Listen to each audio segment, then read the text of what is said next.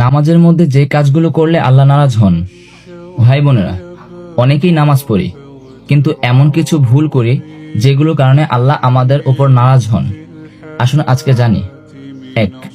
নামাজে আকাশের দিকে তাকানো। রাসূল সাল্লাল্লাহু আলাইহি সাল্লাম বলেছেন, কিছু মানুষ নামাজে আকাশের দিকে তাকানো বন্ধ না করলে তাদের দৃষ্টি কেড়ে নেওয়া হবে। সহিহ বুখারী ও মুসলিম। তাই সিজদার স্থানে বেশি বেশি তাকানো। 2. সিজদায় কনুই মাটিতে লাগানো। রাসূল সাল্লাল্লাহু আলাইহি সাল্লাম বলেছেন, সিজদায় শিয়ালের মতো হাত বিছিয়ে দিও না। বুখারী ও মুসলিম। তাই কনুই উঠিয়ে রাখা। 3.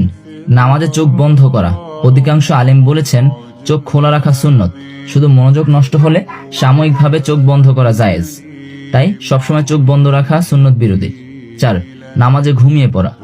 রাসূল সাল্লাল্লাহু আলাইহি সাল্লাম বলেছেন, যখন তোমাদের কেউ ঘুমে আচ্ছন্ন হয় তখন নামাজ পড়ো না যতক্ষণ না ঘুম কেটে যায়।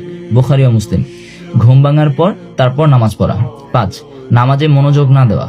আল্লাহ বলেন, দুর্ভোগ তাদের জন্য যারা নামাজ পড়ে অথচ তারা গাফেল থাকে। সূরা মাউন। নামাজ শুধু পড়া নয়, মনোযোগও দিতে হবে। 6.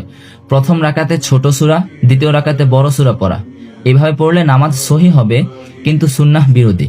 কারণ রাসূল সাল্লাল্লাহু আলাইহি সাল্লাম প্রথম রাকাতে লম্বা, দ্বিতীয় রাকাতে ছোট সূরা পড়তেন। তাই ভাই বোনেরা, নামাজ আমাদের সবচেয়ে বড় ইবাদত।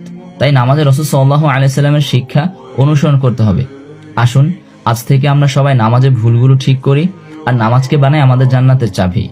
এবং সবাইকে এই ভিডিওটা শেয়ার করে দিন, যেন সবাই নামাজের এই ভুলগুলো সম্পর্কে জানতে পারে।